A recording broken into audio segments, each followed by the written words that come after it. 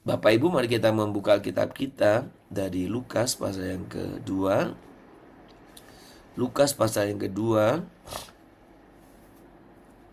kita akan membaca yang ke-39 dan 40. Dan setelah selesai semua yang harus dilakukan menurut hukum Tuhan, kembalilah mereka ke kota kediamannya, yaitu kota Nazaret di Galilea. Anak itu bertambah besar dan menjadi kuat, penuh hikmat dan kasih karunia Allah ada padanya. Saudara, memang pembacaan ini adalah setelah kisah kemarin pagi yang kita bersama-sama renungkan hari Sabtu ya, hari Sabtu yang kita renungkan tentang Yesus di Bait Allah. Tetapi kita mau belajar memang prinsipnya bagaimana kita boleh belajar bagaimana Allah bekerja dalam kehidupan yang biasa. Nah, saudara, eh, setelah Natal atau pasca Natal kita melihat kembali bagaimana eh, Injil membawa kita pada peristiwa yang sangat sederhana, bukan kepada satu peristiwa yang spektakuler. Kalimat yang dikatakan di sini, kembalilah mereka ke Galilea, ke kota Nazaret. Saudara, ketika atau setelah malaikat pujian dan kabar besar tentang juru selamat keluarga Yesus dalam pengertian di dunia ini ya, yang dipakai oleh Tuhan kan, kembali ke kehidupan biasa. Kemana? Ke rumah, pekerjaan, dan rutinitas sehari-hari. Disinilah saudara banyak orang merasa kecewa dalam pengertian begini. Karena kita berharap setelah Natal hidup berubah drastis. Setelah Natal hidup mengalami perubahan yang begitu signifikan. Itu harapan semua orang. Persoalannya saudara, tidak demikian. Mungkin dalam realitas sekarang banyak orang berharap setelah kita boleh datang kepada Tuhan, setelah merayakan Natal, kita berharap masalah selesai, relasi membaik, iman terasa lebih kuat. Namun kenyataannya hidup berjalan seperti biasa. Tantangan masih ada, beban masih terasa, dan rutinitas yang banyak. Pekerjaan kita, tanggung jawab, begitu kembali menunggu kita. Saudara, Injil tidak menutupi kenyataan ini.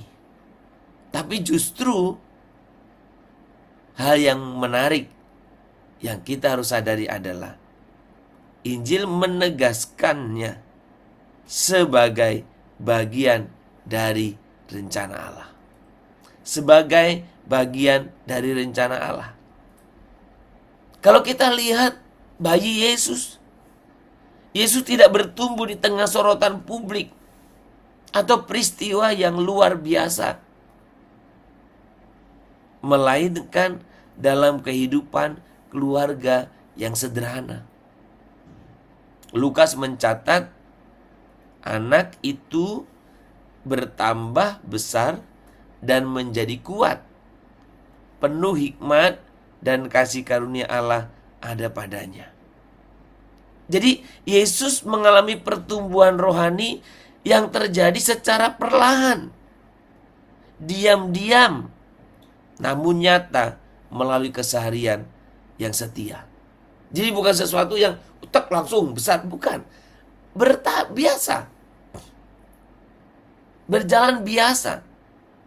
Bertahap, perlahan, diam-diam, tetapi nyata melalui keseharian yang setia. Nah, saudara, sebetulnya kisah ini menegur cara pandang iman yang hanya mencari pengalaman rohani yang luar biasa. pengalaman rohaninya. Ada orang yang demikian juga. Banyak orang yang selalu haus akan pengalaman rohani yang luar biasa.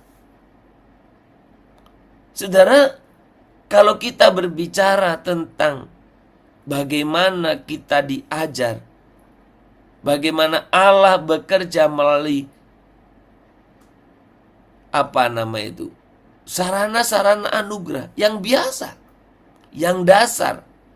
Mungkin doa yang sederhana, pekerjaan yang kita lakukan dengan setia, relasi yang kita pelihara dengan kasih, dan ketaatan kecil yang terus terulang.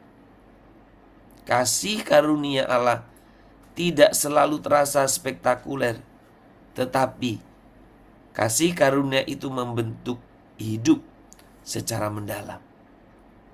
Saudara, selesai Natal atau Pasca Natal, bahaya terbesar kita bukan hidup yang biasa. Bukan hidup yang biasa. Bukan kembali kepada rutinitas. Ya. Kemarin 25 libur, oh ya langsung kerja lagi. Bukan itu. Bukan itu yang bahaya.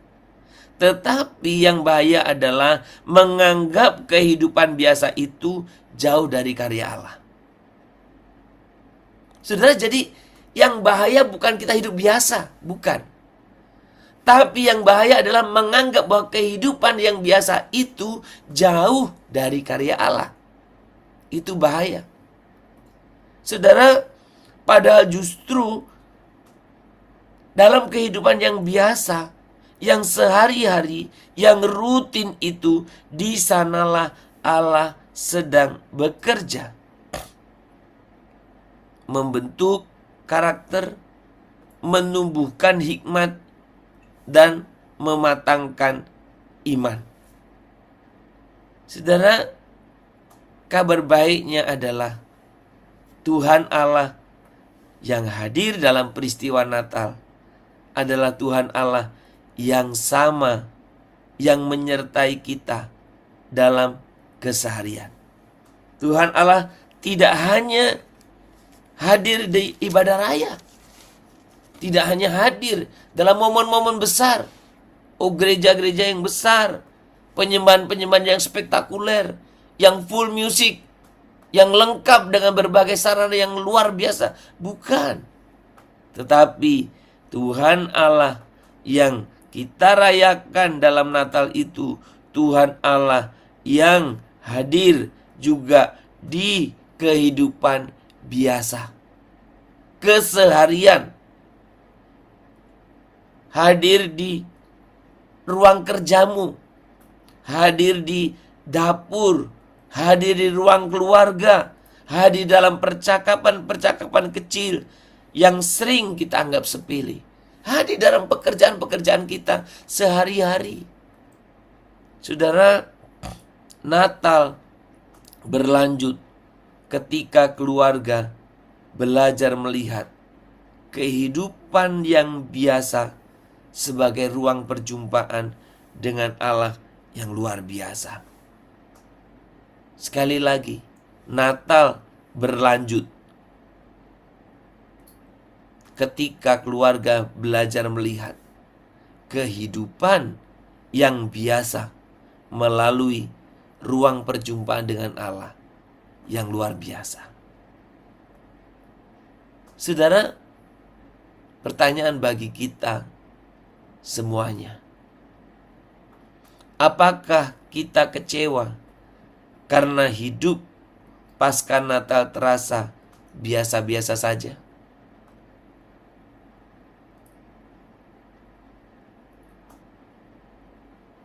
Yang kedua, di bagian keseharian mana kita sulit melihat karya Allah?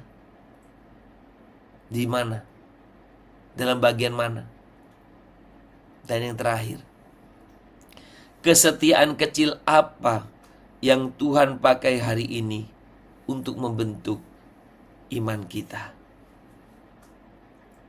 Tuhan Allah bersama dengan kita dalam keseharian kita. Dia tidak pernah meninggalkan kita. Dia selalu hadir bersama kita. Sembah Tuhan, kami tinggikan nama-Mu, kami sembah, kami bersyukur untuk setiap kehadiran Tuhan.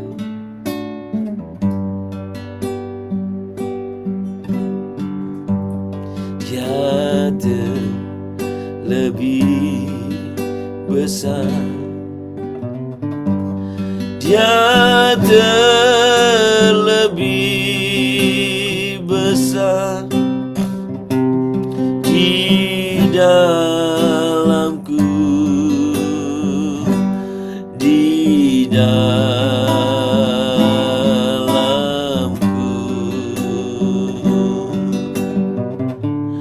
Tiada lebih besar, tiada lebih besar di dalamku selama-lamanya. Di dalamku selama-lamanya. Tuhan Allah yang setia, terima kasih karena Engkau tidak hanya hadir dalam peristiwa besar, tetapi juga dalam kehidupan kami yang sederhana. Ajari kami setia menjalani hari demi hari bersama-Mu. Buka mata iman kami, agar kami boleh melihat karya-Mu dalam hal-hal yang kecil. Bentuklah hidup dan keluarga kami melalui kesetiaan yang sederhana, namun berkenan kepadamu. Dalam nama Yesus Kristus, Tuhan yang hadir dalam hidup kami sehari-hari, kami berdoa.